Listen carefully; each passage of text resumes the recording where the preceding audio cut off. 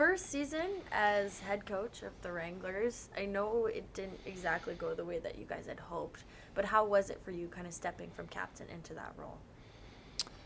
Yeah, I think last year, obviously, moving into assistant role helped me prepare for this year. I think this year had its challenges for coaches and players alike.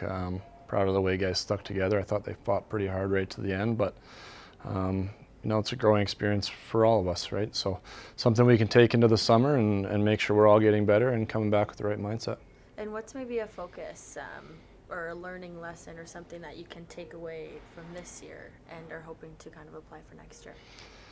Yeah, I think just in the American League, you have to expect a lot of change and a lot of movement and a lot of different lineups, and it's just about how you handle that, how you can adjust on the fly, and I think that's something that we dealt with a lot this year, and I think for the most part, as a whole, we handled it well. But I think it's something that we need to continue to grow as a group and make sure we're ready for when that does happen. It's challenging, when you see so many changes to your lineup with guys going up and down from the Flames, but we saw a lot of movement kind of between those two rosters this year, and a lot of guys ended up staying up with the Flames too. Like, how was that seeing, from like a coach perspective, but also seeing guys kind of go up and down and some even stay?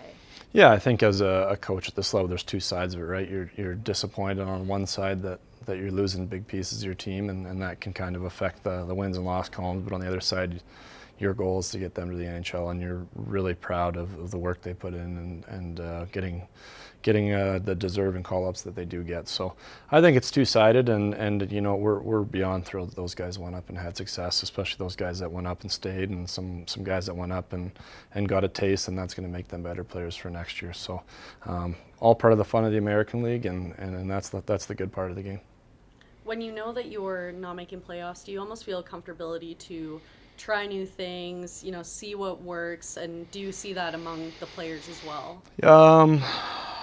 You know what, I wouldn't say trying new things. I think it was important for us just to get a gauge on the character that we had in the room and the leadership that we had in the room to make sure we were pushing the same message right to the end, and to see who was willing to step up and maybe play hard and fight for when there's not many reasons left to fight for. And I think we learned a lot about certain guys, and certain guys stepped up, and it was good to see.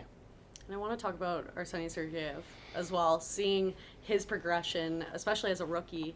What do you kind of have to say about him? Yeah, he's a really good story. A guy that came in and he was really raw in camp. He went and spent time in the East Coast, and then obviously with injuries, he got a chance to start here. I think probably a little bit up and down to start with the consistency of the everyday grind of the American League, and then by the end, I think his game really took off, where he was giving us a chance to win every night. He was a guy that when his number was called, you trusted him being out there, that he was going to compete. And he's a good story. He's a great kid, great teammate, and I'm looking forward to watching him grow.